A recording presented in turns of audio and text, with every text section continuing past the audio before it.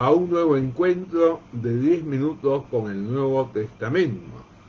En esta oportunidad ya llegamos a nuestro encuentro número 28 y en esta ocasión vamos a estar considerando Filipenses el capítulo 3, los versículos que van del 4 al 7, que están muy vinculados con lo que estuvimos viendo en nuestros dos encuentros anteriores. Como estamos acostumbrados ya a hacer, comienzo con la lectura de estos versículos en mi paráfrasis o versión libre, considerando el contexto y el sentido de varios términos griegos que son fundamentales para captar el sentido original del texto. Dice así: no se crean que he dicho lo anterior porque no encuentre motivos para confiar en lo que solo procede de los esfuerzos humanos. Si hay alguien que podía confiar en ello, ese soy yo. Fui circuncidado exactamente en el tiempo estipulado por la ley de Moisés, cuando tenía 8 días de nacido. A pesar de que mi ciudad natal fue Tarso, una ciudad gentil, me enorgullece saber que pertenezco al linaje de Israel. Procedo de la tribu de la que era Saúl, el primer rey israelita, de Benjamín, la única que se mantuvo fiel a Judá, la tribu de la que vino el Mesías. Soy un hebreo de pura cepa, ya que puedo demostrar mediante mi árbol genealógico que no hay mezclas con gentiles en mi familia. En cuanto a la interpretación de la ley, he pertenecido al estricto y selecto partido de los fariseos. En cuanto al celo religioso, durante un tiempo me dediqué a perseguir a los que Dios llamó para que pertenecieran al cuerpo de Cristo, la Iglesia. Con respecto a la justicia que enseña la ley de Moisés, nadie puede encontrar en mí alguna tacha en su cumplimiento. Sin embargo, todas estas cosas que aparentaba ser ganancias para mí, a partir de mi conversión las he tenido más bien como pérdida, con tal de ser fiel a la causa de Cristo. El título que le he puesto a mi análisis sobre estos versículos es: frente a Cristo, los méritos personales no son nada. Y realmente esto es algo que todos los cristianos, o todos los líderes, debemos considerar muy seriamente. Y acá vemos que el apóstol Pablo, justamente como dice el comienzo del versículo 4, no se crean que he dicho lo anterior porque no encuentre motivo para confiar en lo que solo procede de los esfuerzos humanos. Es como que él se adelanta a la crítica u objeción que podría hacer alguien de decir: claro, como él no tiene méritos, por eso dice que no hay que confiar en esos méritos. Por eso dice al final del versículo: si hay alguien que podría confiar en ellos, ese soy yo. Y entonces en los versículos siguientes nos va a hablar acerca de estos méritos. Y por eso debemos de considerar que frente a Cristo los méritos personales no son nada, ya sean los recibidos como valiosa herencia, como los que él indica al comenzar el versículo 5.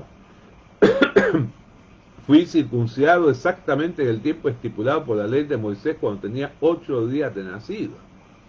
Eso no era mérito de él, porque él en ese momento de su vida, con solo 8 días de nacido, no podía opinar acerca de lo que pasaba.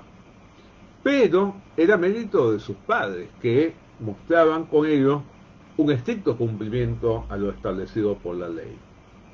Después dice: a pesar de que mi ciudad natal fue Tarso, una ciudad gentil, me enorgullece saber que pertenezco al linaje de Israel.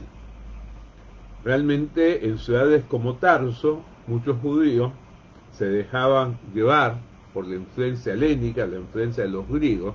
No era este el caso de la familia de Saulo. Y para rematar este argumento dice: procedo de la tribu de la que era Saúl, el primer rey israelita, de Benjamín, la única que se mantuvo fiel a Judá, la tribu de la que vino el Mesías, ¿no? Acá realmente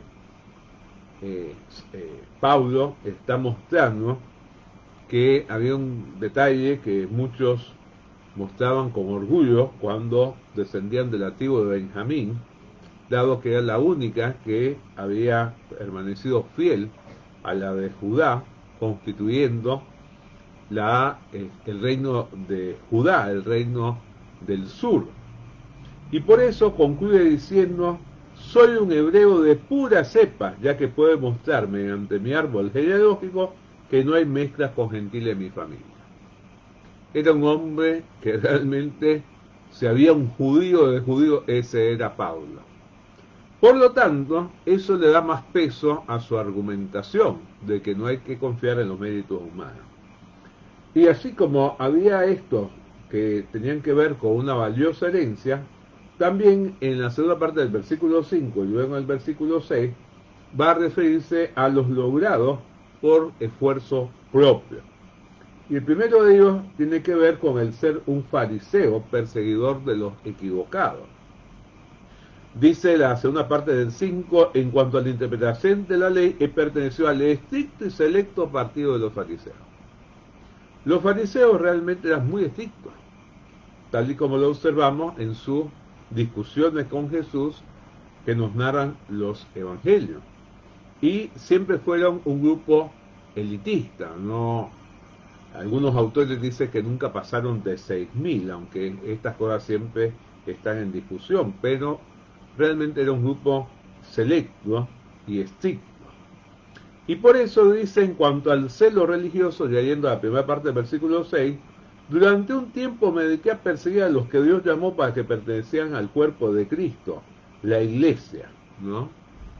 Como relata el libro de Hechos de los Apóstoles, Pablo, por ser un fariseo estricto, consideró que había que sacar de una manera fuerte a aquellos que pertenecían a los que muchos consideraban una secta más, así como la de los fariseos, la de los saduceos, la de los herodianos o la de los esenios.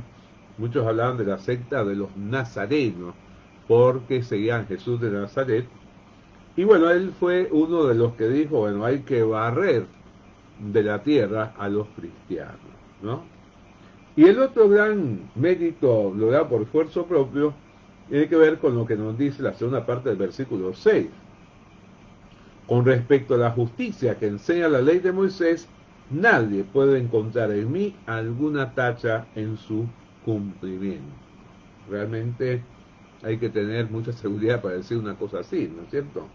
Él se muestra acá como fiel cumplidor de la ley. Y realmente esto es lo que muchas veces nos puede pasar a los cristianos del siglo XXI, el considerar lo que hemos logrado por mérito propio, lo que hemos recibido como herencia, y creernos más que los demás por esto, o considerar en poco la gracia de Dios, que es lo que va a defender Pablo en todas sus epístolas. Y para rematar, en el versículo 7, Pablo va a hacer ver cómo para él se habían convertido todos estos méritos en pérdida a causa de Cristo, a pesar del valor que habían tenido y al evaluarse a la luz de las nuevas riquezas espirituales recibidas.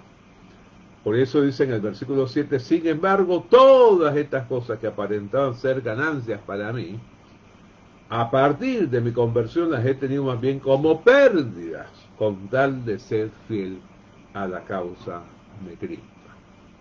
Realmente, si había alguien que se había desprendido de sus privilegios, era el apóstol Pablo. Y para terminar, quisiera compartir 3 de las enseñanzas prácticas para el cristiano contemporáneo que propongo en mi libro Una Iglesia Gozosa, que realmente tiene como subtítulo una exégesis de Filipenses para cristianos del siglo XXI, ¿no? Que realmente he tratado de hacer ver de qué forma el mensaje permanente, la palabra de Dios, asume una actualidad en el caso de nosotros cristianos del siglo XXI. La primera de estas enseñanzas prácticas es esta.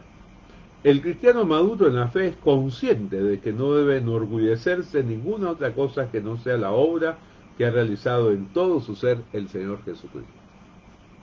La segunda, el cristiano maduro también es consciente de que no debe confiar en ninguna cosa carnal, es decir, en cualquier cosa externa o cualquier esfuerzo netamente humano que se aparte del estricto control del Espíritu Santo en su vida.